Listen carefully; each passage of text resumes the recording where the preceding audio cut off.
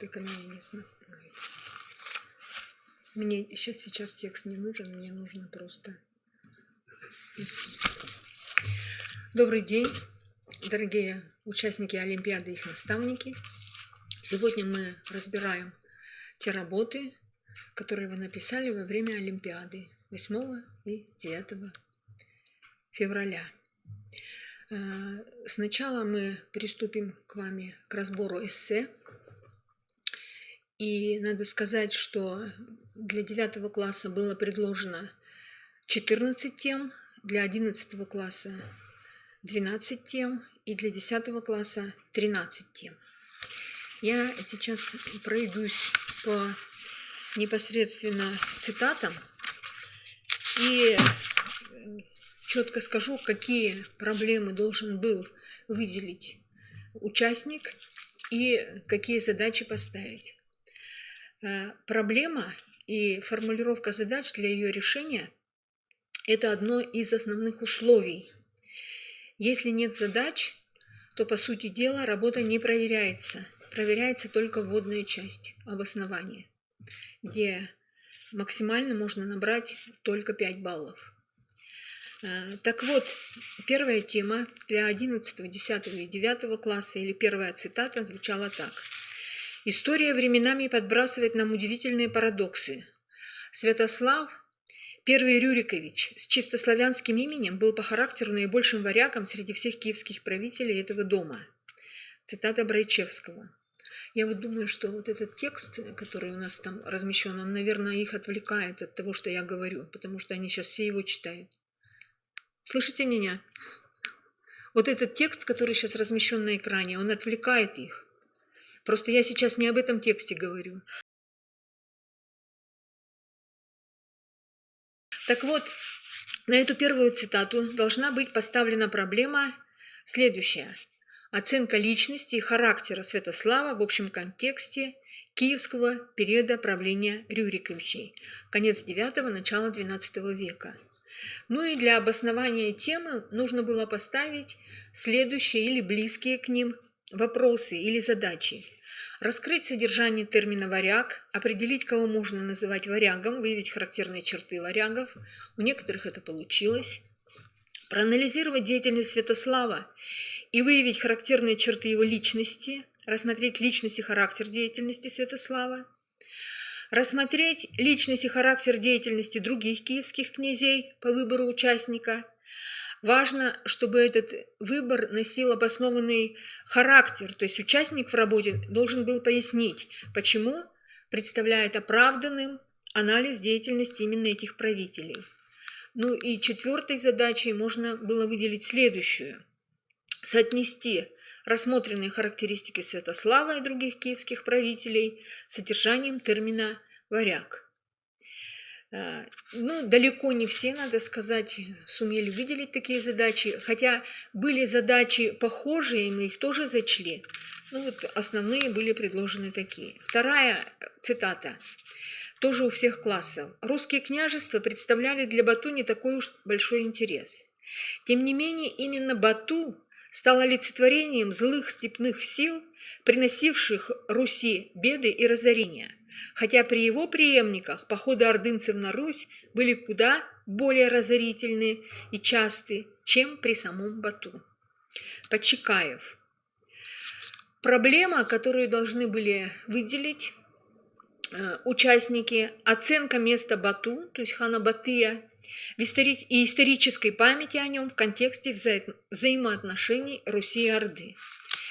Нужно было для обоснования авторской позиции поставить примерно такие задачи. Рассмотреть значение русских земель для Батыя, то есть рассмотреть экономические и геополитические интересы Орды при Батыя и выявить значение Руси, то есть интерес Руси для них. Рассмотреть основные походы или набеги на Русь при Батые и их результаты. Рассмотреть основные походы или набеги на Русь при преемниках Батыя и их результаты и сопоставить реальные результаты деятельности Батыя и его преемников по отношению к Руси и место этих ордынцев в исторической памяти народа. Вот те, кто выбирали эту тему очень немногие вообще использовали термин «историческая память» или воспоминания, допустим, о Батыя, которые сохранились в народе. А в цитате четко говорится олицетворение зла. Олицетворение, то есть именно как образ его сохранился в народе.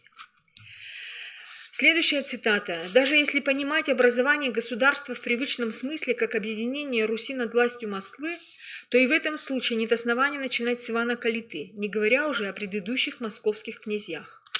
Какая-то сознательная политика объединения русских земель вокруг Москвы или иного политического центра не наблюдается до конца XIV века». Цитата Крома. Проблема здесь – это начальный этап образования централизованного государства на Руси в контексте политики молодых князей от Даниила до Василия I. Или, может быть, проблемой периодизации образования централизованного государства на Руси в контексте политики московских князей от Даниила до Василия I. Для обоснования авторской позиции нужно было и можно было поставить следующие задачи. Раскрыть содержание термина «образование централизованного государства», привести и проанализировать основные факты, связанные с деятельностью московских князей от Даниила до Василия I по собиранию земель и укреплению роли Москвы, привести и проанализировать основные факты, связанные с деятельностью других князей, тверских князей, например, Суздальско-Нижегородских и других. Примеры могли быть по выбору участника, но тоже примеры должны быть обоснованы. Итак, деятельность других князей по собиранию земель и укреплению роли альтернативных в Москве политических центров. Ну и четвертой задачей можно было сформулировать следующую. Дать оценку всем собранным фактам с точки зрения этапов складывания централизованного государства на Руси. Эту тему выбрали немногие, единицы, но задачи были сформулированы большей частью неверно, размытой, не имели отношения к цитате и к проблеме. Там 2-3 работы только можно было зачесть что-то. Следующая цитата. «Наше московское государство с его земскими соборами было таким же сословным государством, как и западные сословные государства. У нас, как и на Западе, неокрепшая еще государственная власть ищет опоры в этих самородных силах в годы кризисов. И там и здесь эти силы, легко организуясь, поддерживают часто шатающуюся и падающую власть. И там и здесь, как только власть достаточно окрепнет, она, идя к абсолютизму, отбрасывает ставшую ненужной ей подпору представительных сословных собраний». Цитата Павла Васильеванского. Проблема, которая заключена в этой цитате, это значение и судьбы сословного представительства в России на Западе или характер взаимоотношений государственной власти и сословного представительства в России на Западе. Для обоснования позиции автора нужно было сформулировать примерно такие по смыслу задачи. Привести и проанализировать основные факты, связанные с деятельностью земских соборов и их взаимоотношения с царской властью в середине XVI-XVII веках. Рассмотреть роль и значение сословного представительства на Западе, генеральные штаты, Кортес и парламент. Примеры тоже могли быть по выбору участника. Важно, чтобы выбор этот носил обоснованный характер, то есть участник в работе пояснил, почему он представляет оправданным анализ деятельности именно тех представительных органов, которые были на Западе, которые он использует, которые он выбрал. Следующая, третья задача – раскрыть содержание термина «сословное государство». И четвертое – сопоставить модели сословно-представительных монархий в России и на Западе. Пятая цитата тоже была в заданиях всех классов. Петр поставил себе цели, повелительно диктовавшиеся неудовлетворенными экономическими потребностями России в свободном выходе к морю, возвращении старых насильственно отнятых чужеземцами в XVI-XVII веках русских Балтийских берегов. Во все авантюрные завоевательные претензии, честолюбивые фантазии приковывали мысль Петра к Балтийскому морю. Но невозможность и даже опасность откладывать на долгое выполнение задачи, которая была осознана, как сказано, еще в XVI-XVII веках. Какая проблема? Проблема заключается в том, что нужно было проанализировать факторы, которые определили политику Петра и его предшественников на Балтике. Допускается, наверное, преемственность во внешней политике на Балтике Петра и правителей XVI-XVII веков. Задачи. В качестве первой задачи нужно было проанализировать значение Балтийского побережья для России в XVI – начале XVIII веках, рассмотреть обстоятельства утраты России побережья Балтийского моря в XVI-XVII веках. Третье – проанализировать цели петровской политики на Балтике и мотивацию поступков царя-реформатора на этом направлении. И дать оценку значению этого направления во внешней политике Петра I с точки зрения комплекса геополитических интересов России в начале XVIII века. Петра выбрали многие, но задачи сформулировать грамотно удалось далеко не всем. 6-я цитата, она тоже есть во всех классах. В 9 классе это было под номером 7 она шла. Самый непредсказуемый российский император Павел I считал, что предыдущее правительство развалило державу и что его долг навести в стране порядок. Он предпринял решительные меры по борьбе с коррупцией, инфляцией, обнищанием народа, но своими действиями настроил против себя правительственную элиту и значительную часть гвардейского генералитета. Песков. Для того, чтобы обосновать авторскую позицию, нужно было определить проблему. Проблема – это факторы, определившие характер правления и судьбу Павла I. И задачи – проанализировать отношение Павла I к итогам деятельности Екатерины II. Важно, чтобы участник понимал, что рассмотрение деятельности Екатерины и оценка ее правления будут уходом от темы эссе, но некоторые по этому пути и пошли. Стали Екатерину больше рассматривать, чем Павла. Постановка такой задачи и раскрытием только Екатерины, ее деятельности, ничем не оправдана. Дальше. Нужно было рассмотреть внутриполитическую деятельность Павла I, первая задача, оценить логичность принятия Павлом I тех или иных решений, степень их предсказуемости или непредсказуемости и сравнить с любым из императоров России по выбору участника. Здесь тоже важно, чтобы выбор был обоснованным, то есть участник в работе должен был пояснить, почему он считает оправданным именно такое сравнение. И 4-я задача – рассмотреть факторы, повлиявшие на отношение военной и гражданской элиты рубежа XVIII-XIX веков к Павлу I. Следующая цитата. Тоже во всех классах она была, в 10 под номером 8, в 9 под номером 9. Но будто злой рок тяготел над Россией, в XIX веке она занималась тем, что теряла время, отпущенное для преобразований. И происходило это по вине ее монархов. Внес свой вклад в дело затягивания неразвязываемых узлов и Александр III, причем самыми лучшими намерениями, считая, что упрочивает будущее своей семьи, династии России и даже Европы. Чернуха, автор цитаты. Здесь проблемой является феномен реформирования в контексте внутриполитического курса российских монархов XIX века. Нужно было поставить такие задачи. Рассмотреть комплекс проблем, которые стояли перед Россией на протяжении XIX века, и определить степень целесообразности реформ.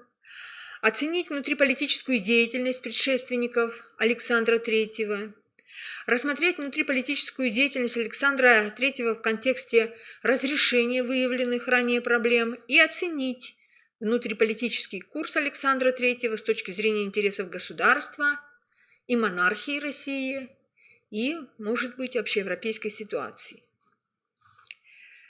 немногие выбрали, но есть работы.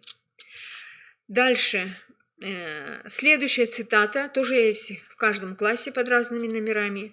«Все-таки революция промчалась не напрасно.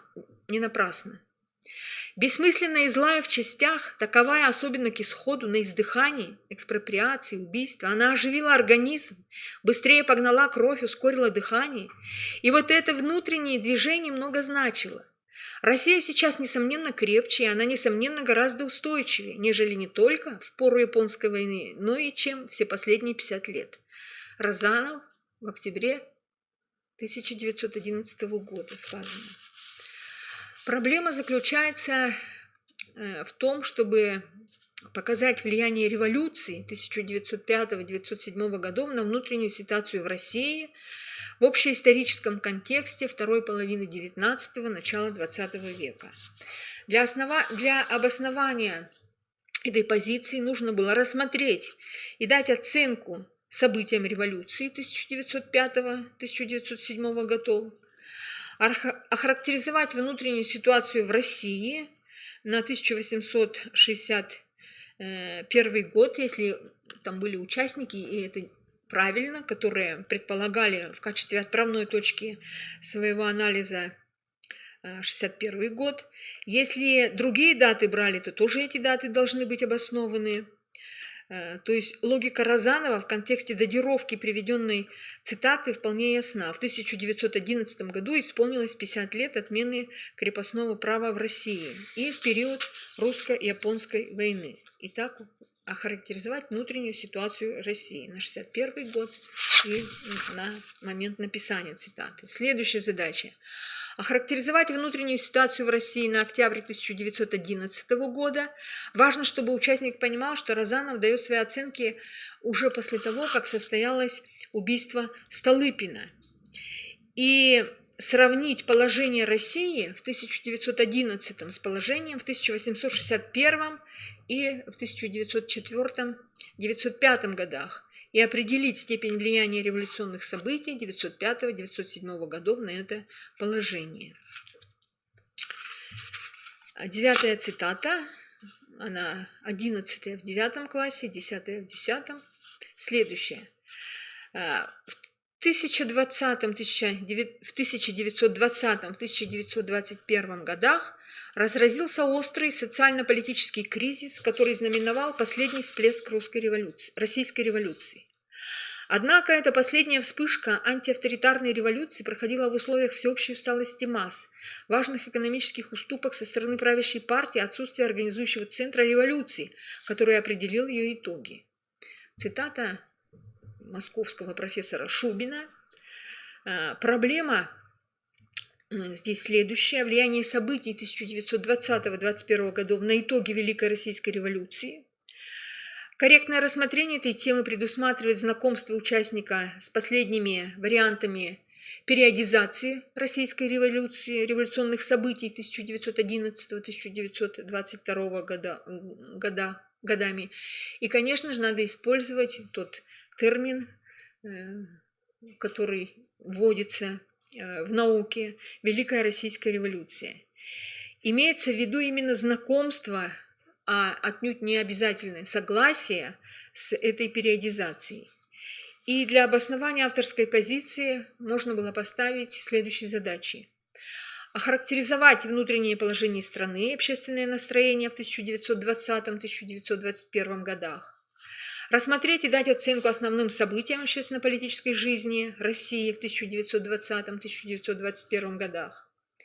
Привести периодизацию Великой Российской революции, кратко рассмотреть значение предыдущих этапов и сопоставить значение предыдущих этапов со значением 1920-1921 годов для партии большевиков и для страны. 10-я цитата. «Необоснованные попытки введения наступательных операций при отсутствии необходимых на то условий затрудняли создание устойчивой обороны фронтами и являлись одной из причин наших неудач не только в 1941, но и в 1942 году. Ошибки и нерешительность политического военного руководства, которое переоценило боеспособность Красной Армии, жестко требуя от фронтов наступательных действий, привели к трагическим результатам. Киселев. Проблема здесь заключается в том, чтобы показать факторы, определившие характер и результаты действий Красной Армии в 1941-1942 году, то есть на начальном этапе войны. Задачи для обоснования авторской позиции. Первое – это проанализировать степень боеспособности Красной Армии к началу Великой Отечественной войны. Второе – рассмотреть и охарактеризовать действия Красной Армии в 1941-1942 годах. Третье – определить место наступательных операций и их значение в контексте военных событий 1941-1942 годов. И четвертое – дать оценку действиям военно-политического руководства на начальном этапе войны. Эту цитату выбрали участники практически из всех классов. Есть удачные ответы, есть очень удачные, есть не очень. 11-я цитата. Тоже во всех классах она была. Вопросы идеологии, несомненно, играли очень существенную роль в возникновении холодной войны. Мы не можем уйти от природы советского государства и диктаторских наклонностей и характера Сталина. Но все это не снимает вопросов геополитики и реальной политики в советских действиях после Второй мировой войны. Цитата академика Чубарьяна, современного исследователя. Тоже она стала предметом анализа многих участников, но не все верно сформулировали проблему и задачи. Проблема причины холодной войны или факторы, приведшие к холодной войне. Задачи – рассмотреть геополитическое положение и интересы Советского Союза к концу Второй мировой войны, проанализировать идеологические разногласия между СССР и западными союзниками, проанализировать роль личности Сталина в возникновении холодной войны, ну и привести другие, наверное, по выбору участника, возможные причины обострения отношений между Советским Союзом и странами Запада и дать комплексную оценку всем перечисленным факторам. 12-я задача. От Горбачева останется то, что он ликвидировал коммунизм, частично против воли, но де-факто он его ликвидировал. Без насилия, без кровопролития. Кроме этого, из того, что действительно осталось, больше ничего не приходит мне в голову. Гельмут Коль. Ну, проблема здесь простая – оценка деятельности Горбачева. И рассмотреть деятельность Горбачева по реформированию советской государственно-политической системы и ее итоги к концу 1991 – это первая задача. Охарактеризовать методы этой деятельности – это можно поставить было второй задачей. Рассмотреть мотивацию Горбачева по осуществлению этой деятельности – третья. И проанализировать другие направления деятельности Горбачева и дать им оценку. Вот эти цитаты все были в 11 классе. Здесь же хочу добавить, что в 9 классе была еще одна цитата, следующая. Андрей ловко пользовался всеми обстоятельствами, чтобы показывать свое первенство во всей Руси. Кроме желания лично властвовать над князьями, у Андрея едва ли был какой-нибудь идеал нового порядка для русских земель. При всем своем уме, хитрости и изворотливости Андрей не установил ничего прочного в русских землях. Цитата из Костомарова. Проблема здесь тоже простая. Оценка характера и деятельности Андрея Боголюбского и задачи, которые могли бы раскрыть проблему. Следующее. Проанализировать личные качества Андрея, рассмотреть мотивы и методы действия Андрея в отношении других русских земель и их результаты, рассмотреть ситуацию, то есть расстановку политических сил в русских землях к концу правления Всеволода Большое Гнездо. Может быть выбран и другой промежуток времени после смерти Андрея. Главное, чтобы участник опять же обосновал, почему он выбрал именно этот период. И дать оценку прочности созданного Андреем, сравнив положение в русских землях на момент его смерти с ситуацией к концу княжения Всеволода Большое Гнездо. И еще одна цитата, последняя. Она была в 10 и в 9 классах, но ее не было в 11.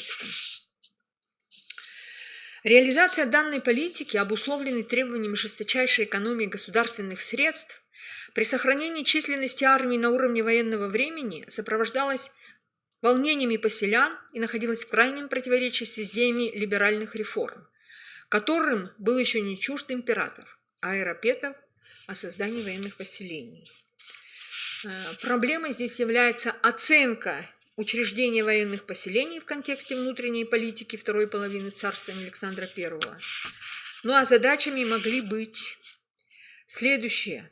Рассмотреть комплекс причин, которые привели к созданию военных поселений, проанализировать реакцию крестьян на создание военных поселений, рассмотреть другие направления деятельности Александра I во второй половине его царствования, раскрыть содержание термина «либеральные идеи», «либеральные реформы» и соотнести конкретные действия Александра I во второй половине его царствования с этим содержанием. Тоже есть несколько работ по этой цитате.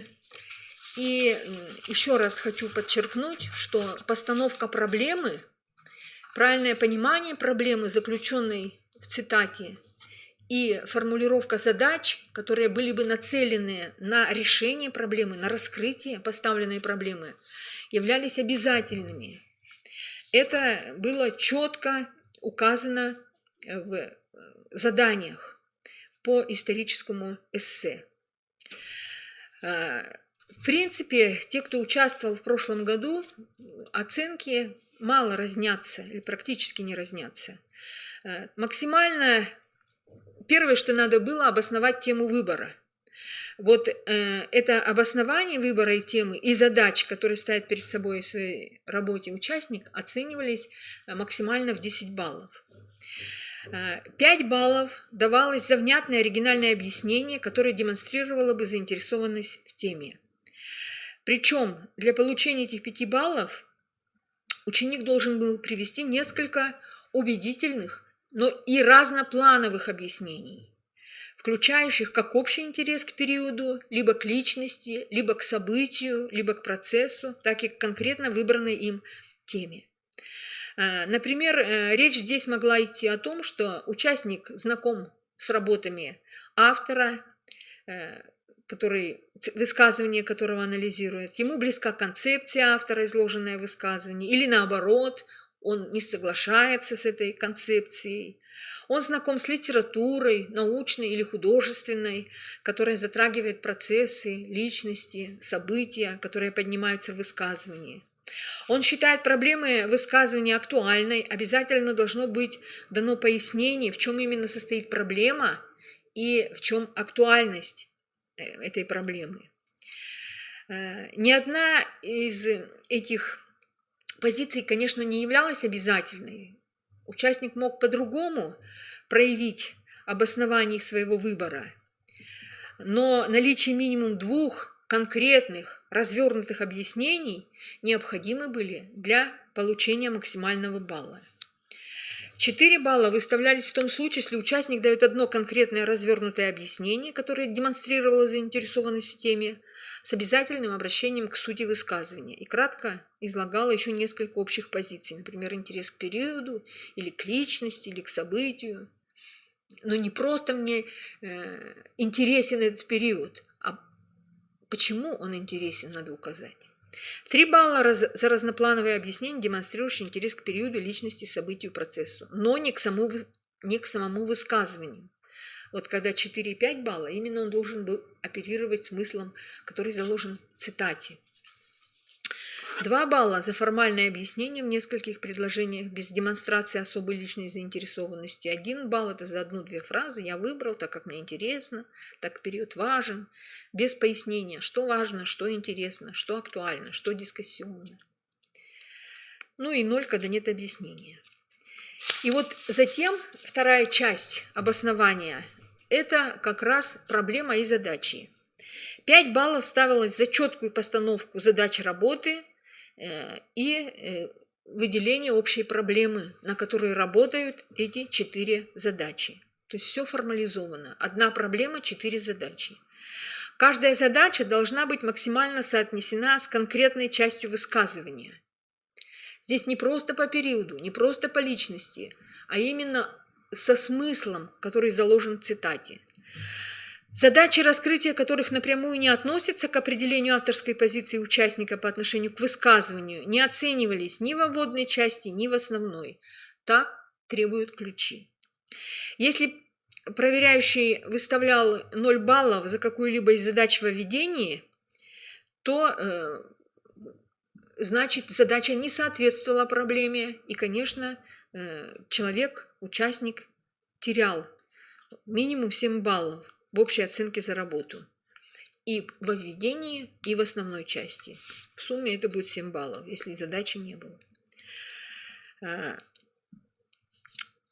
Оценка за формулировку проблемы не выставлялась в том случае, если формулировка дословно или по смыслу совпадала с одной из поставленных задач. То есть проблема, по сути, как задача. Или формулировка не соответствовала смыслу высказывания, или формулировка носила слишком общий характер, то есть проблема может быть, вернее, не может быть раскрыта в любом случае. Оценка от 1 до 4 за эту часть работы выставлялась путем подсчета правильно сформулированных задач и проблемы в любом сочетании. 2 задачи плюс 1 проблема – 3 балла. 3 задачи без общей проблемы – 3 балла. 4 задачи без проблемы – 4 балла и так далее. Вот это первая часть обоснования. Оценка основной части к работе максимально могла быть оценена в 35 баллов. И здесь опять все зависело от задач. Нужно было каждую из 4 сформулированных задач раскрыть, и полное раскрытие оно могло принести до 5 баллов. Позиция от каждой задачи, значит, минус 5 баллов. Если 2 задачи раскрыты, получают 10 баллов. Если 3 – 15. Если 4, то все 20. При оценке каждой из выделенных задач применялись такие критерии: грамотность использования исторических фактов и терминов и аргументированность авторской позиции. Максимально 5 за задачу выставлялось только при отсутствии фактических ошибок, некорректно использованных терминов и наличию четкой доказательной базы. Построение аргументации должно было строиться по схеме факт, анализ, вывод, или авторская гипотеза, факт, анализ и возвращение гипотезы, то есть вывод. Для получения максимальной оценки достаточен был анализ минимум 3 любых фактов при анализе одной задачи, при условии отсутствия ошибок фактических и логических. Любая ошибка влекла за собой потерю балла, даже если участник работал с большей фактической базой. Допускалось максимум 2 неточности, например, неверно указанные инициалы историков, государственных деятелей и так далее. Незначительно искажены фамилии. Может быть, название тоже с ошибкой, но усматривается, что хотел сказать участник. 4 балла за эту часть работы выставлялось, если построение и аргументация строились по схеме факт, анализ, вывод. Проанализированы минимум 3 факта, но есть максимум 2 любых ошибки. Тексты, носящие описательный характер, содержащие перечисление фактов без их анализа, не могли быть оценены более чем на 3 балла, даже при условии богатой фактической базы. Лучше 3 проанализированных факта, чем 20 просто приведенных. Количество не компенсирует отсутствие качества работы с материалом. Итак, за каждую задачу максимально 5 и 20 баллов, если все 4 задачи раскрыты и работают на проблему. Далее 5 баллов ставилось за творчество. Максимально 5 баллов,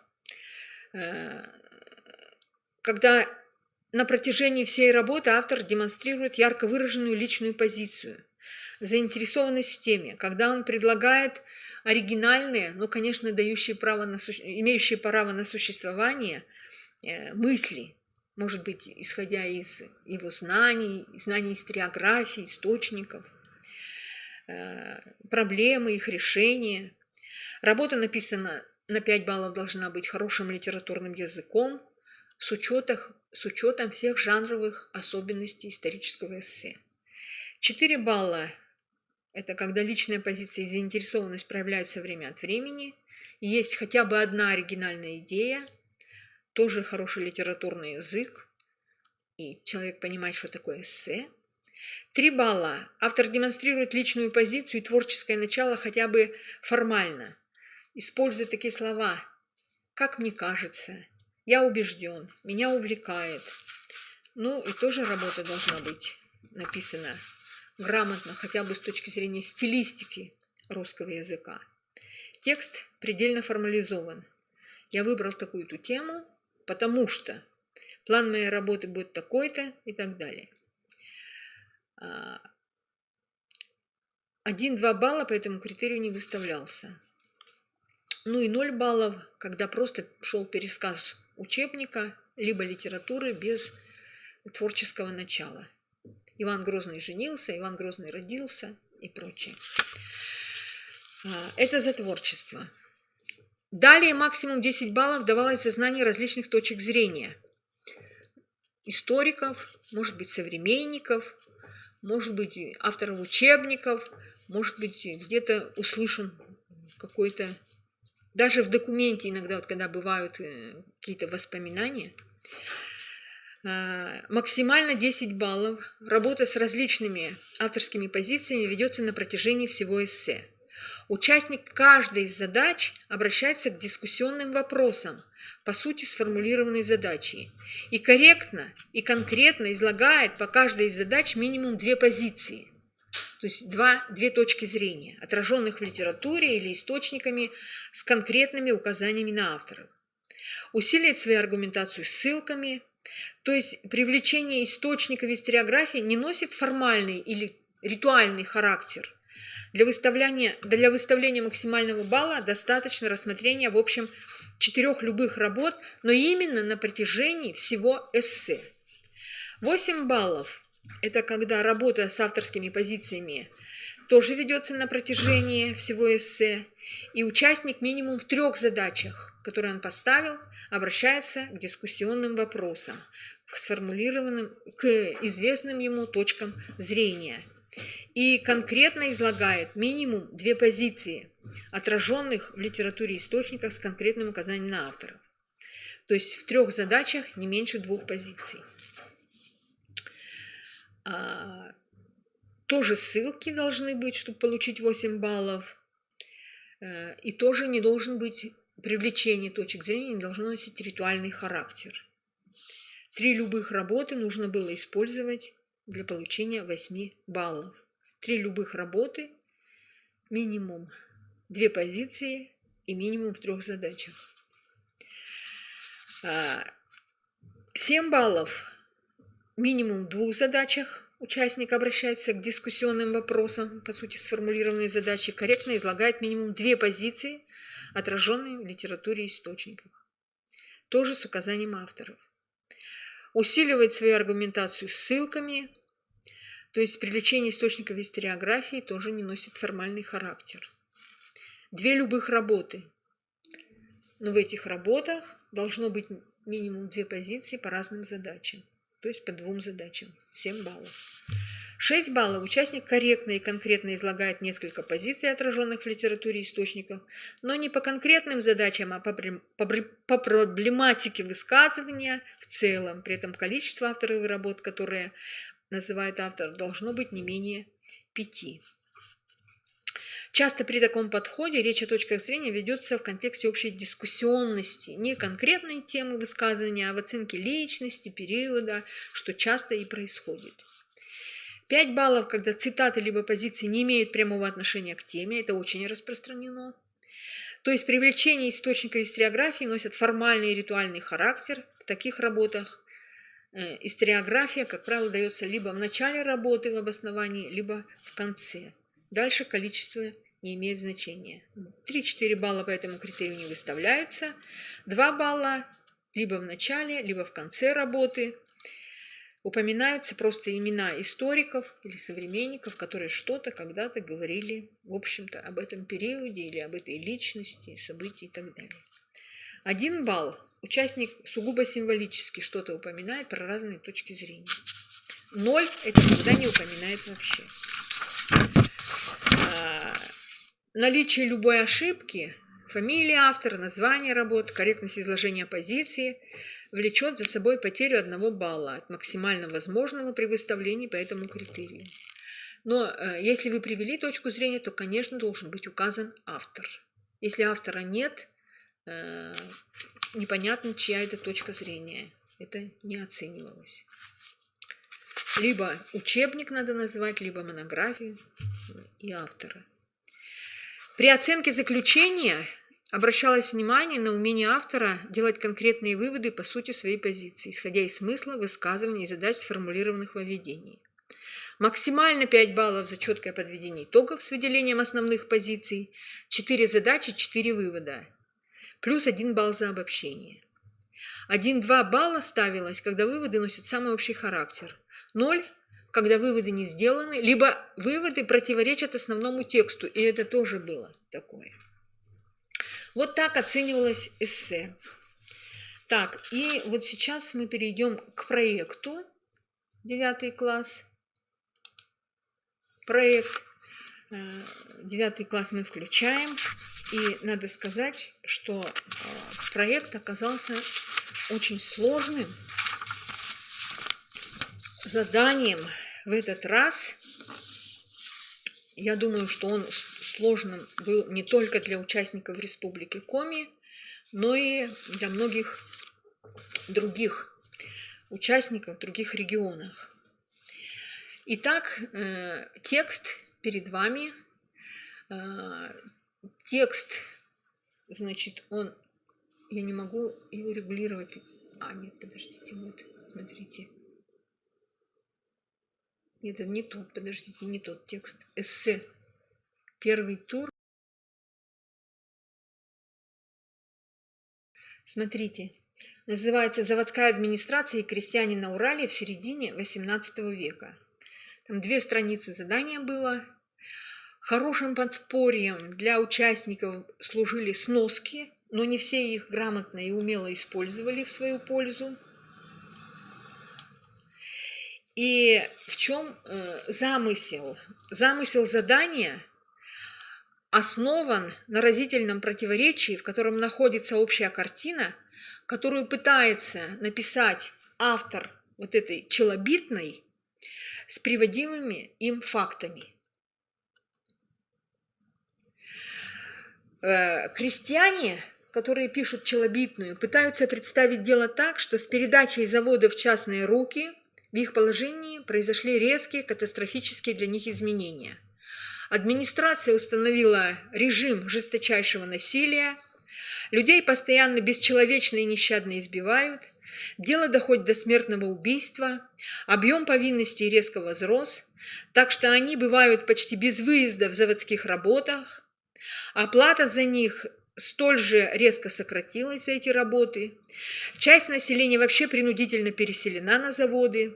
В результате их хозяйство полностью разорено, а семьи великий голод претерпевают. Все это можно найти в источнике.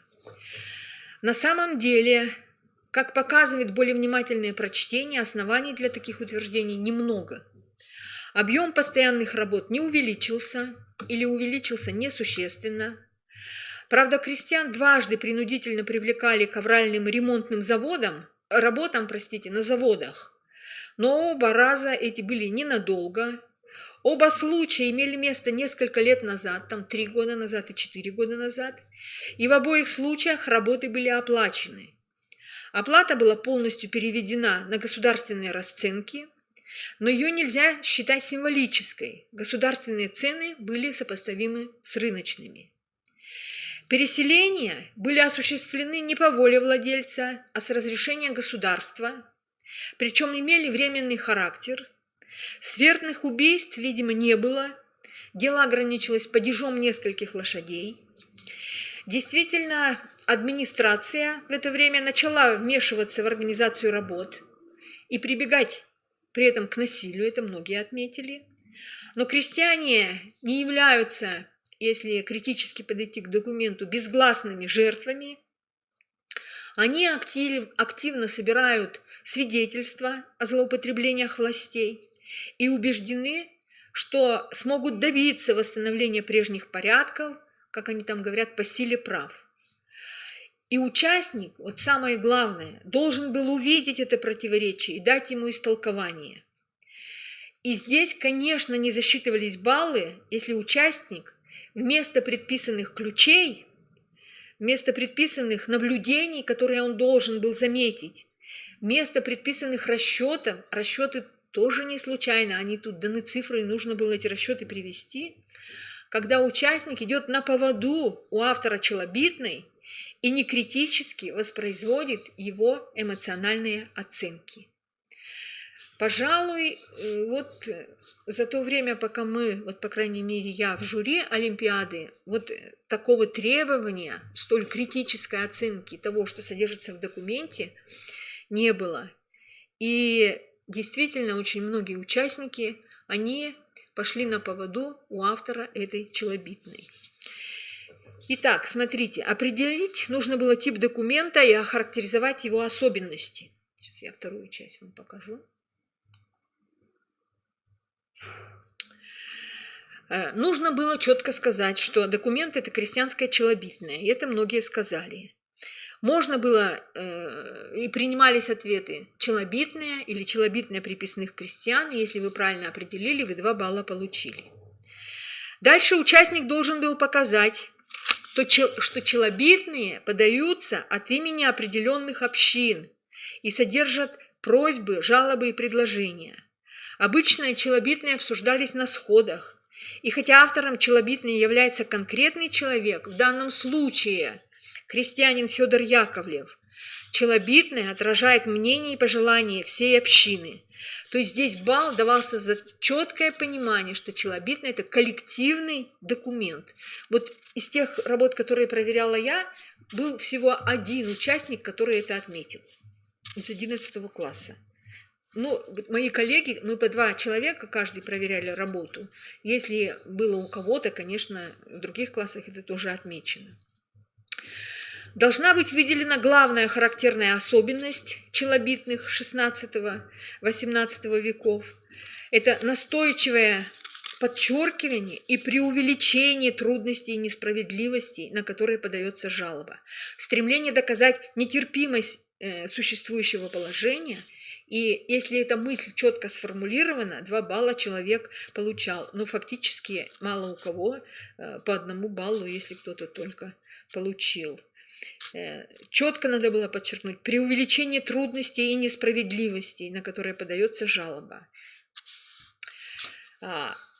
Второе задание. Опишите исторический контекст его появления, назовите сословную группу из среды, в которой он вышел, и кратко опишите ее историю, характер возложенных на нее обязанностей и положение на описываемый момент. Смотрите, назовите сословную группу, исторический контекст его появления.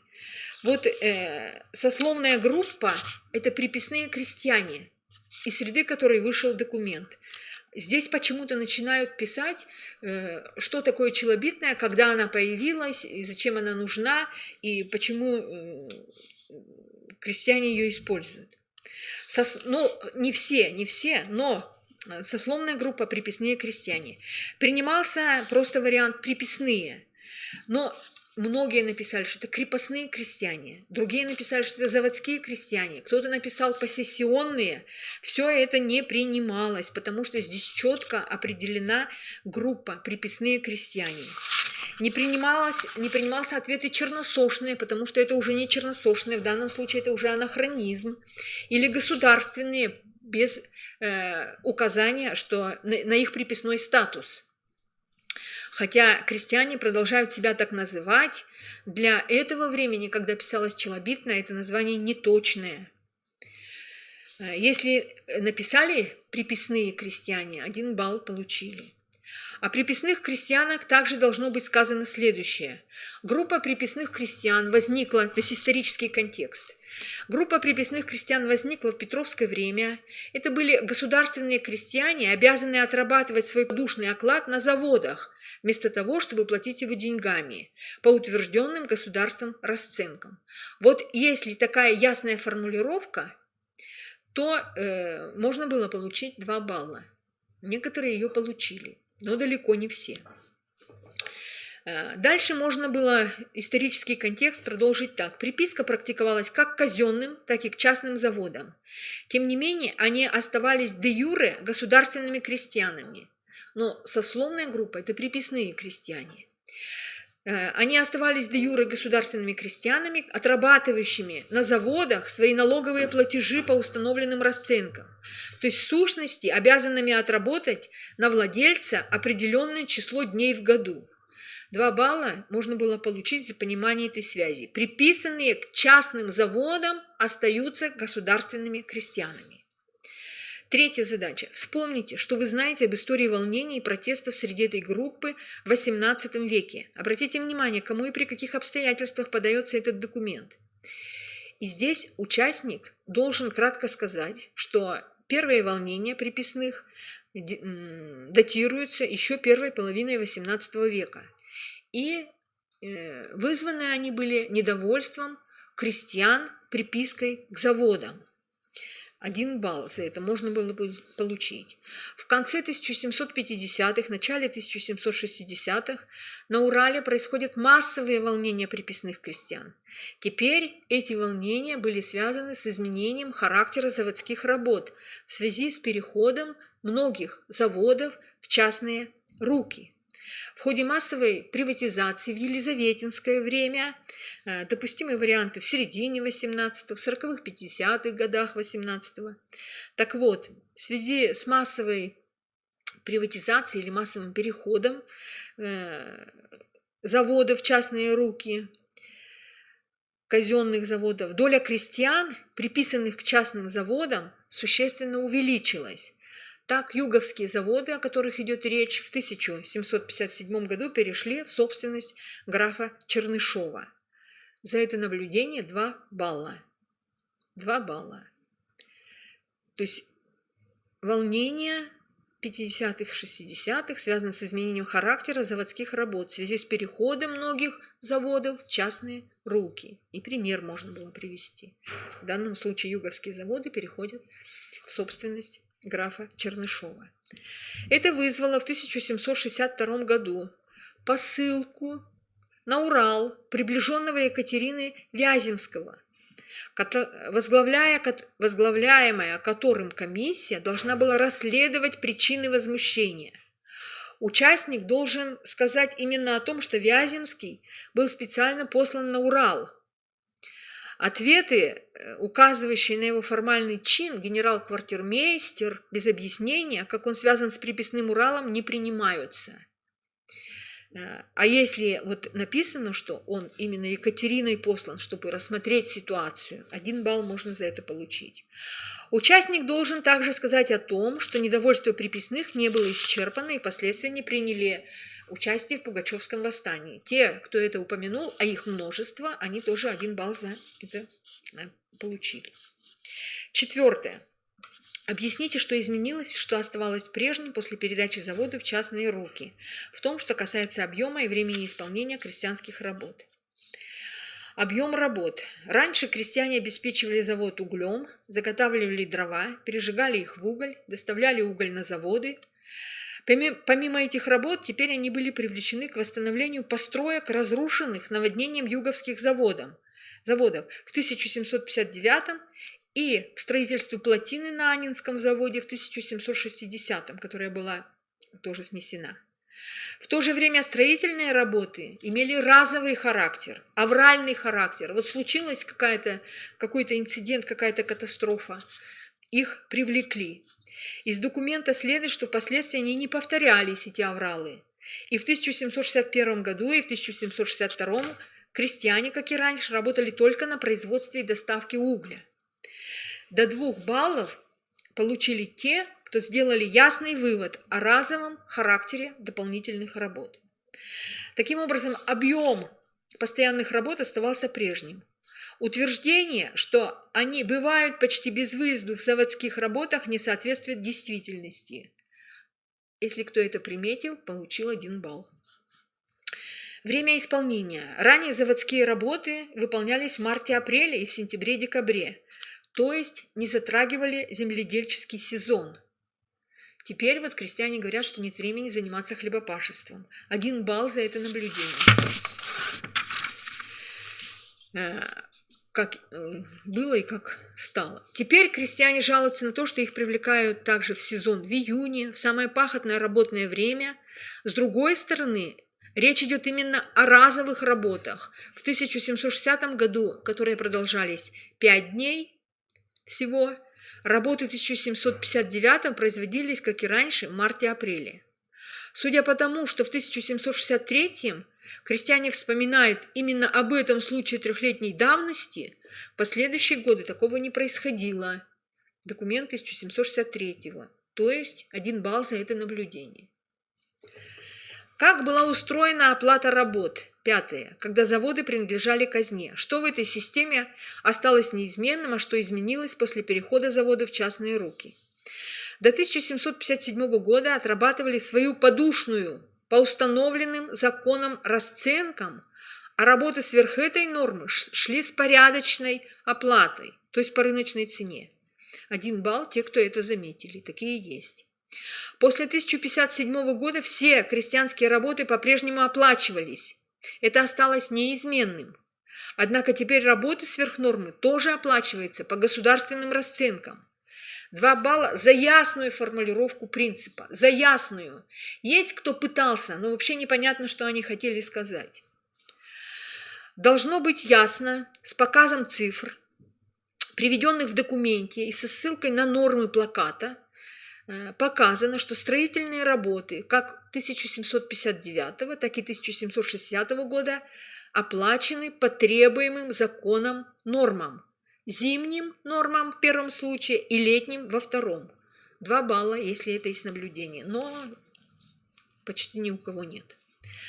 6. Попробуйте оценить масштабы изменений в системе оплаты работ и объем дополнительных денежных расходов, которые должны были нести крестьяне. Рыночные цены на такие работы, видимо, были выше государственных, так что крестьяне получали меньше, чем раньше. А если они вынуждены были нанимать работников вместо себя, несли убытки. Однако участник должен был показать, что разница между государственными и рыночными ценами небольшая. Найм, по данным Челобитной, в 1759 обходился в 1,3 рубля, а работа в течение 30-40 дней, описанная в документе, по плакатным расценкам стоила от 1,2 рубля до 2,4. 30 дней, если умножаем на 4 копейки, равно рубль 20. 40 дней умножаем на 6 копеек, 2 рубля 40 копеек. То есть вот если такой расчет с разъяснением, у кого был бы, но его нету, почти ни у кого, то 3 балла за это разъяснение с расчетами. Таким образом, существенного падения оплаты или возложения на крестьян значительно новых платежей не произошло. 2 балла за четко сформулированный вывод. Его тоже почти ни у кого нет. Опишите изменения в организации работы и в контроле за их выполнением. Можно ли говорить об установлении крепостнического режима, основанного на жестком, вплоть до смертных убийств насилия администрации? Участник должен показать, что появление в селах заводских управителей, выгоняющих на работу, было новым для крестьян явлением. Очень немногие это заметили. Ранее заводская администрация только принимала поставляемый уголь, а взаимодействие крестьян с Пермской земской конторой ограничилось предоставлением в нее квитанций. 1 балл за ясное понимание того, в чем состояла новизна. Заводские управляющие вмешивались в производственный процесс, выгоняли на работу. Однако крепостническим этот режим, при котором отработка ограничивалась определенными днями и оплачивалась или засчитывалась в подушный оклад, назвать нельзя. Здесь тоже многие назвали это крепостническим режимом. А если бы отметили правильно, нельзя назвать крепостничеством, 1 балл. Администрация при организации работ применяла насилие. Людей, как били как при высылке на работы, так и при их приемке. До 1759 года не давали уйти с работ, поставив караулы. Дома печатали, жены детей садили в колодки. Чернов на протяжении нескольких лет брал взятки.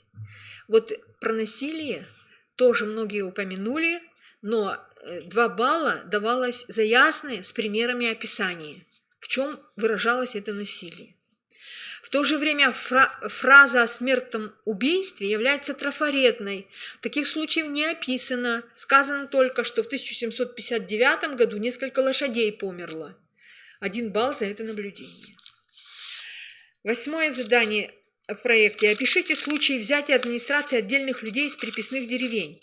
Можно ли в связи с этим говорить о том, что владелец полностью распоряжается временем, трудом и личностью крестьянина? Покажите, как эта деятельность администрации влияет на размеры повинностей, подавших челобитную крестьян. Таких случаев описывается 2 в документе. Взятие на заводы 224 семей в 1759 году.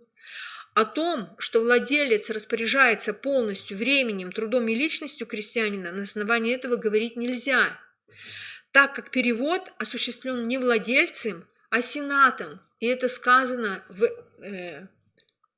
сносках, в ссылках и на временной основе. До 2 баллов за такую ясную формулировку. Взятие 20 детей в заводскую школу. Здесь тоже дети были взяты временно для обучения. 1 балл за наблюдение. Влияние на размеры повинностей крестьян эти переводы не оказывают, так как платежи подушные за переведенных в мастерства крестьян возложены на владельца, а за детей в любом случае подати должны платить их родители. До 2 баллов за ясную формулировку с доказательствами. Какие приемы употребляют крестьяне при отстаивании своих интересов? Ну вот тут многие написали, что пишут челобитную. В челобитной они не просто пишут. В челобитной аккуратно систематизированы и перечислены все обиды, нанесенные администрацией за последние 5 лет. Крестьяне внимательно следили за происходящим и фиксировали противоправные, по их мнению, действия властей. Например, об этом говорят реестры неоплаченных Черновым прогонов и побитых Осиповым людей, материал для которых собирался в течение нескольких лет. Там написано, что приложены реестры. Смотрите, сноска 163-164. А в тексте говорится, что там написано в этих реестрах. 2 балла можно получить за ясные, подкрепленные примерами формулировки. Челобитное написано крестьянином, при этом он пишет хорошим литературным языком, образно и точно, умеет представить факты в выгодном для себя свете, демонстрирует знание законодательства. В заключении челобитной сформулированы четкие простые пожелания, причем крестьяне убеждены, что действуют по закону, как там написано, в силе прав. 2 балла за ясные, четкие формулировки. Должно быть отмечено, что автор челобитной не боится наказания и не скрывает своего имени. 1 балл за это наблюдение. И 10, последнее. Можно ли сказать, что крестьяне стремятся к возвращению порядков, существовавших до передачи завода в частные руки? Какое из изменений последних лет, на ваш взгляд, вызывает их основное недовольство?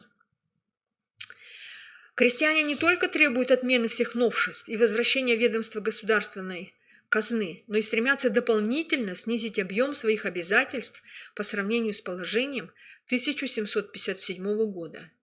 1 балл за это наблюдение. И дальше расчеты. По предлагаемой ими норме 200 годных приписных крестьян в работы душ, 200 годных душ на печь, печей было 12. Крестьян этой волости будет недостаточно для ее исполнения. Требуется 12 умножить на 2 и на 200, 4800 душ, 4800. А имеется только 3463. Следовательно, остальные работы должны были быть возложены на кого-то еще или оплачиваться по рыночной цене. То есть они хотят даже снизить ту подать, меньшее количество, то есть большее количество должно быть представлено каждой печи. Второе, это крестьяне настаивают на том, чтобы за негодные в работы души платить деньгами. То есть это было бы крупным новшеством и серьезным облегчением для них. 1 балл, если названы оба элемента, еще 1 балл за расчеты, которые показывают соотношение числа печей и числа душ. Крестьяне действительно были недовольны, но главное недовольство их было не ростом объема повинностей, а этот вывод сделали практически все участники, а самим фактом вторжения заводской администрации в их жизнь, которое действительно стало намного более интенсивным, чем раньше. И за этот четко сформулированный вывод можно было получить еще 2 балла. Вот такое непростое задание в виде исторического проекта по данному документу.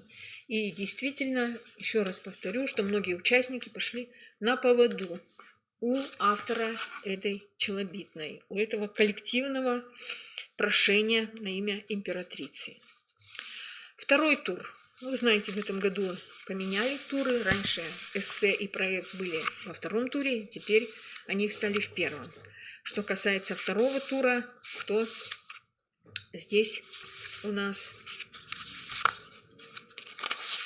вот как раз то, что нужно было.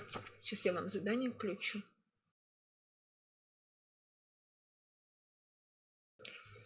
Ну вот список социальных категорий.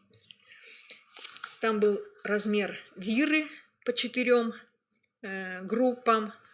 Там 80 гривен, 40, 12,5.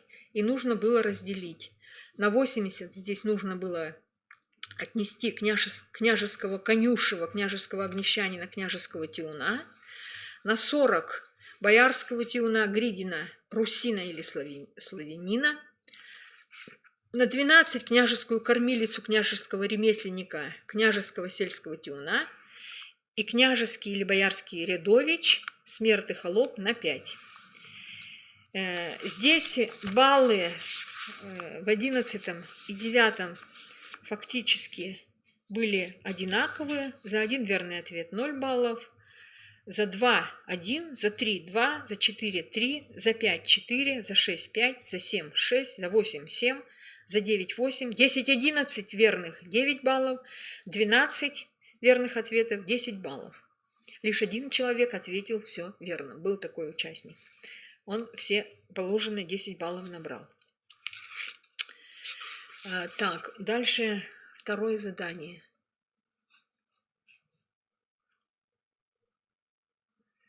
Вот это 8 изображений. Здесь нужно было тоже в таблицу заполнить. Речь шла о памятнике культуры, номер правителя на схеме. И дальше написан был номер. Ну вот, я хочу сказать, что номер А, он относился к Юрию Долгорукому, номер Б это к Василию Третьему, В Всеволод Большое Гнездо, Г Иван Третий, АБВ, Г, Д Андрей Боголюбский, Е Дмитрий Донской, Ж Василий I и З Иван IV.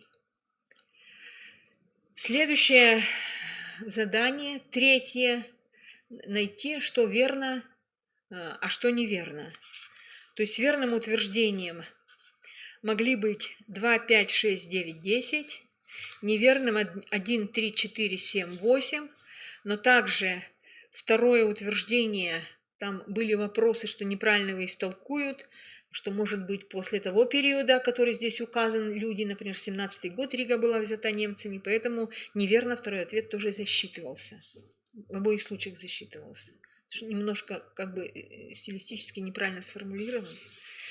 Вот дальше шли изменения графики, которые отражали социально-демографические процессы, проходившие на Руси в первой половине 17-го, начале 20-го.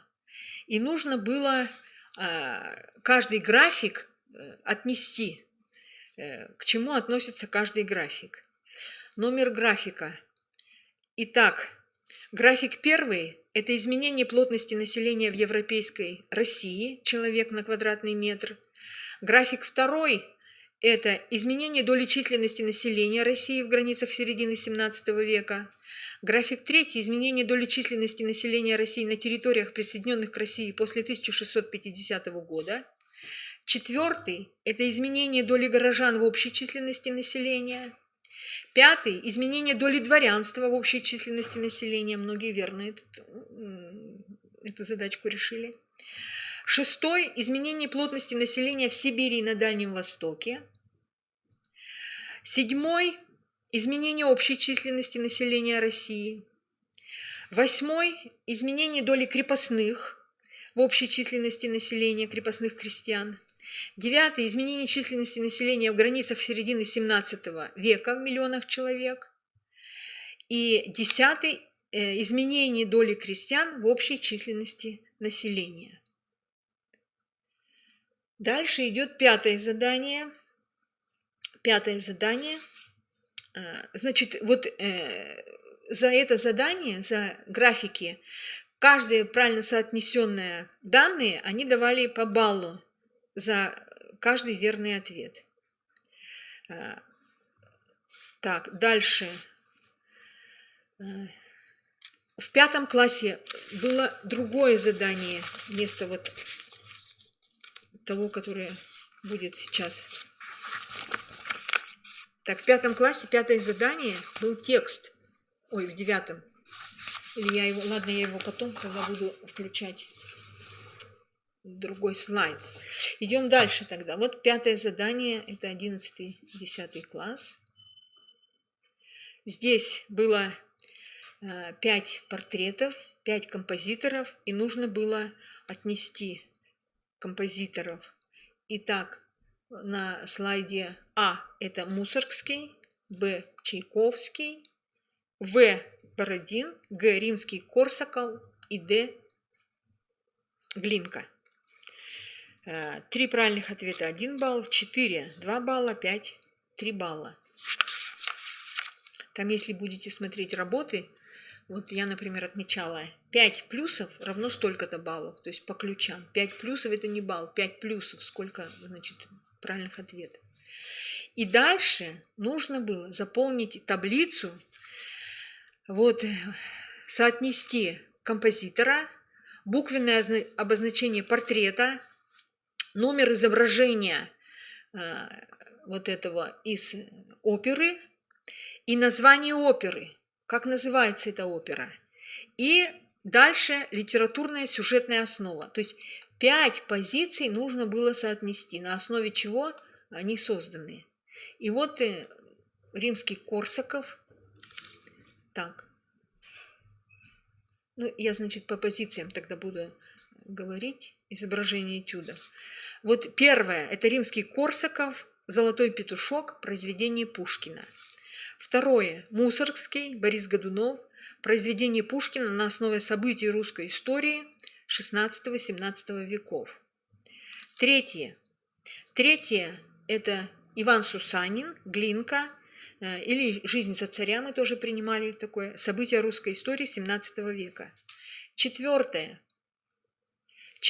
Евгений Онегин, Чайковский, произведение Пушкина. Надо было еще портрет правильно выстроить. Так, 5. Князь Игорь, Бородина, произведение древнерусской литературы. Слово о полку Игорь. Так, дальше. 6. Глинка, Руслан и Людмила, произведение Пушкина. 7. Хованщина, Мусоргский, события русской истории XVII века. Ну вот, правильно соотнести вот эти цифры, портреты композиторов, буквенное обозначение портрета и сюжетная основа. Верные ответы здесь по 1 баллу за каждый верный ответ выставлялись. Следующий, вот эта карта, там нужно было целый ряд городов найти. И эти города, значит, они обозначены, во-первых, на карте, на европейской части, Азия, и затем нужно было их найти еще на фотографии, какой город к чему относится. Вот. И тоже соотнести современное название города, номер города на карте, номер иллюстрации, но еще номер текстового фрагмента.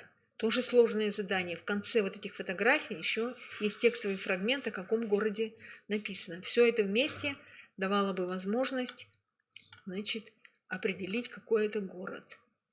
Ну, поскольку тут всего много, и это, наверное, будет сложно, назовем хотя бы иллюстрации. Итак, первая иллюстрация – это Воронеж, юго-восточная железная дорога. Вторая иллюстрация – это Челябинск. Тут вот есть такое название, сколько до Иркутска километров. Так, третье изображение – это Благовещенск. Многие написали Хабаровск. Это Благовещенск. Четвертое изображение – Орел. Пятое изображение – Мурманск или Полярный. Шестое изображение – Рыбинск. Седьмое изображение – Омск. Восьмое изображение – Тула. Девятое – это у нас Самара. Десятое – Иркутск. Ну вот Иркутск почти все правильно указали. 11 Нижний Новгород. И 12 Калуга. Калуга. Ну и номер текстового фрагмента тоже надо было определить по смыслу. И что-то определили, что-то не определили. Я думаю, что сейчас уже это разбирать это очень долго. Там были косвенные разные указания на то, какой это город. Так, седьмое задание. Обратите внимание. Перед вами изображение, которое основано на дореволюционной карте Российской империи, отображающей процессы территориального роста. Цифрами на ней показаны территориальные присоединения российских правителей. Одна цифра соответствует строго одному правлению.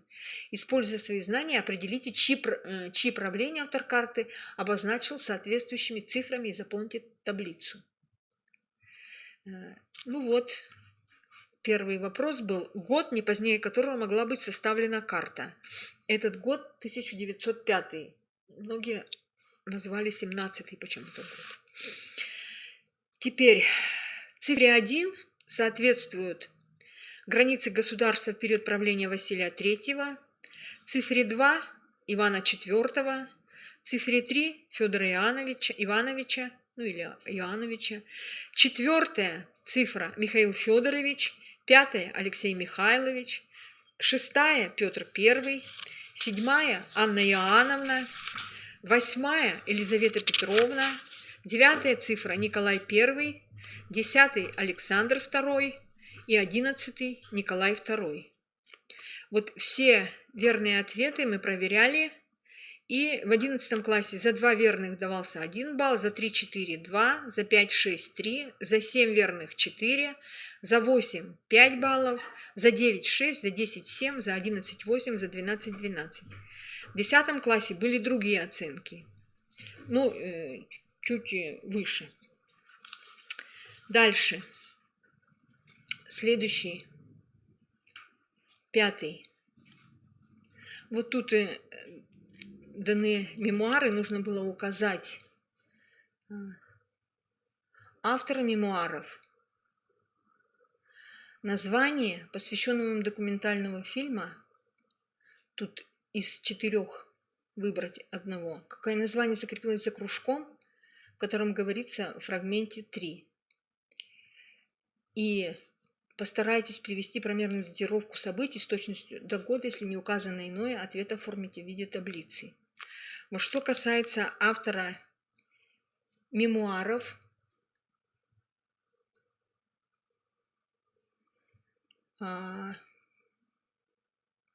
это Петр Алексеевич Кропоткин. Ну, Кропоткин, если просто написали, тоже принимали 1 балл. Название фильма буква «Б». Если буква «Б» была, а автор определен неверно, то ответ не принимался. Ну и название кружка – это кружок чайковцев. Мы его засчитывали 1 балл, даже если автор определен неверно. Ну и фрагменты в хронологической последовательности, вот, которые здесь представлены. Первый фрагмент тоже долго, но я хочу сказать, что это фрагмент К. Речь шла о вступлении союзников в Крымскую войну Англии и Франции. И вот как бы вот этот самый Пальмерстон, он тут так немножко как бы критиковался путем стихотворения. Следующее – это буква И, 1855 год, смерть Николая I, издача Севастополя. Дальше идет хронологически 3-я буква В, это полярная звезда, Герцен, в Лондоне, 1855 год. Дальше идет буква Ж, цитата под буквой Ж. Это речь Александра I перед московским дворянством в 1856 году, где он говорит о необходимости реформы об отмене крепостного права. Дальше А, это как раз о манифесте речь идет 1861 года. Дальше идет буква Д, следующая, 1863 год, где говорится о польском восстании 1863 года. Буква З, следующая, З, первая половина 1870-х, народная воля, Перовская, три сестры Корниловых. Б, дальше идет 1878 год, Вера Засулич, о ней речь. Г, 1880, это Александр I, значит, создал род диктатуры после попытки взрыва в Зимнем дворце. И последнее Е, 1881 год, организация священной дружины для охраны царя, ну вот трагическое убийство 1881 года. После этих событий и буква Е, как цитата свидетельствует об этом. Создал ряд диктатуры, с Лорис Меликом действия связаны. Тут давался один верный ответ 1 балл, 2, 3, 2 балла, 4, 5, 3, 6, 7, 4, 8, 9 ответов, 5 баллов и 10 верных ответов, 6 баллов. И так дальше идут опять плакаты. И нужно было их отнести к годам. К какому году? Отнести 39-й, 40-й, 41-й, 42-й, 43-й, 44-й, 45-й. Так вот, к 39-му году относился 14-й плакат. 39-й год. К 40-му году 2-й. Так, где у нас? 2-й плакат. К 41-му 1-й плакат и 4-й. К 1942 году относился 7-й, 42 год, 7-й, 8-й, 9-й и 16-й. 16-й. Ни шагу назад приказ. Дальше 43-й год. Это 11-й, 43-й и 3-й.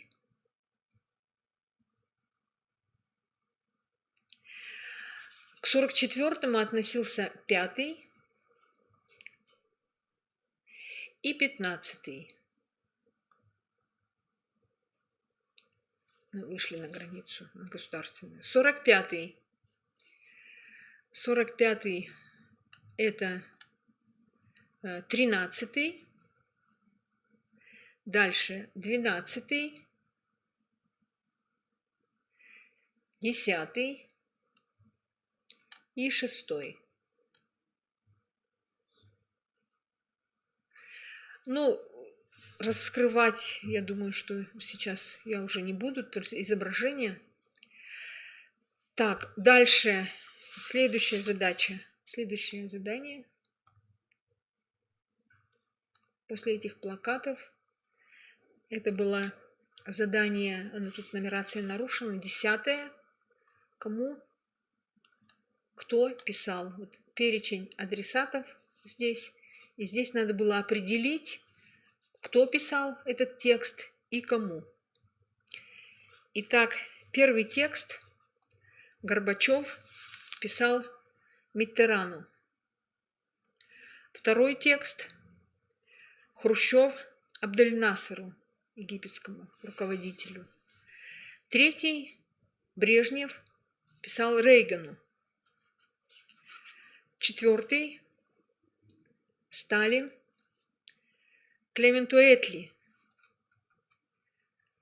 Пятый Хрущев писал Кеннеди.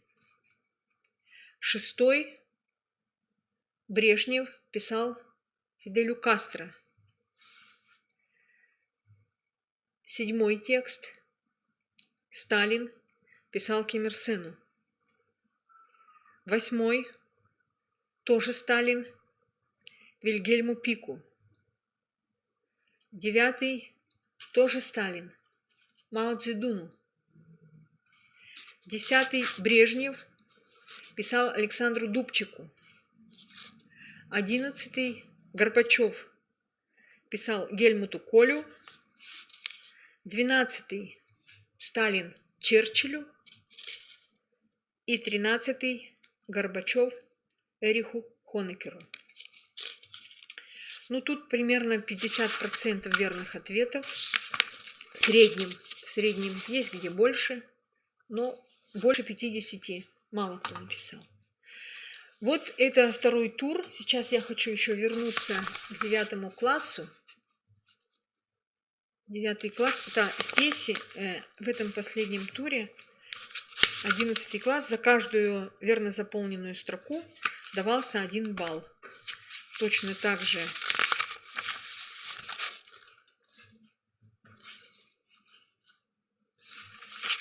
было и в 10 классе, а в 9 классе такого задания не было, но зато у них было другое 5 задание. 5 задание. Так, 9 класс. Вот у нас. Вот смотрите. Текст с пропусками, надо его внимательно изучить и заполнить. Все крестьянские дела были сосредоточены сперва его собственной императорского величества канцелярии. А второе. Киселев был назначен начальником нового 5 отделения, вместо цифры 3 цифра 5. Киселев заявил, что ему неудобно заведовать этим делом от лица государя, пока оно в то же время подведомственно министру финансов Конкрину. 4 Конкрин, который, будучи занят другими делами, не может уделять крестьянскому вопросу много времени. В результате учреждено было новое самостоятельное ведомство Министерство государственных имуществ под цифрой 5, которому передано было заведование всеми имениями, лесами и горными заводами, находившимися в государственной или казенной собственности. 6. Государственное или казенное принималось. Новое министерство было открыто в 1837 году. 7 позиция. Хотя Киселев, 2, получил собственное управление, 8, государственными, казенными или казенными, но не принималось черносошными, дворцовыми, удельными, это не принималось. Государственными принималось слово и казенными под цифрой 8, крестьянами. Он не переставал фактически быть начальником штаба по крестьянской части, как его называл 9 Николай I. И в общем его участие в разработке всего крестьянского вопроса было весьма значительно. В 1839 году был образован новый секретный комитет. И хотя он более скромно очертил свою задачу, но в результате его работ появилось новое положение об обязанных крестьянах, 10 обязанных, вышедшее в 1942 году, 11 цифра. Конечно, это положение само по себе дало немного, потому что слишком боялись затронуть интересы и права дворян. Крестьяне устроены таким образом, попадали в положение, близкое к положению крестьян, здесь 12, в Оздзейском крае. Оздзейском крае в 1804-1805 годах. Вот это задание 9 класса. И это задание, сейчас скажу, как оно оценивалось. 2 верных ответа 1 балл, 3, 4, 2 балла, 5 верных 3 балла, 6 верных 4, 7, 5, 8, 6, 9 верных ответов 7 баллов, 10 верных 8, 11 верных 9 баллов, 12 верных 10 баллов. По такой шкале. Вот это все, что можно сказать по заданиям и по их оцениванию. Я хочу сказать, что в целом баллы в этом невысокие, в этом году невысокие. В основном это из-за низких баллов по проекту, где не все сориентировались. Редко кто получил больше 10-11 баллов по проекту. Но я хочу сказать, что все места в 10 классе, в 9 и в 10, которые призовые, победные, которые набрали самое большое количество баллов, проверили мы все коллеги. Я даже там где-то повысила балл. И вот разница, она останется этой разницей, потому что те места мы проверили четко. Там разница в баллах есть в соответствии с ключами. И пересмотр, если кто-то надумает подать, это, конечно, ваше право, он, я думаю, не принесет никаких изменений, потому что в прошлом году у нас были апелляции у тех людей, которые заняли 4 место, 5 место, стремясь, видимо, попасть в призеры. Ничего не изменило в прошлом году, и в этом году мы предприняли такую очень усиленную попытку тех работ, которые получили самые высокие баллы. Если есть, они вопросы мне могут писать? Нету вопросов? Нету вопросов. Если нет вопросов, то спасибо за внимание. Я желаю всем удачи в следующем году. И я думаю, что вот эта работа с проектом, она будет хорошим уроком, как относиться к историческому документу. Спасибо за внимание.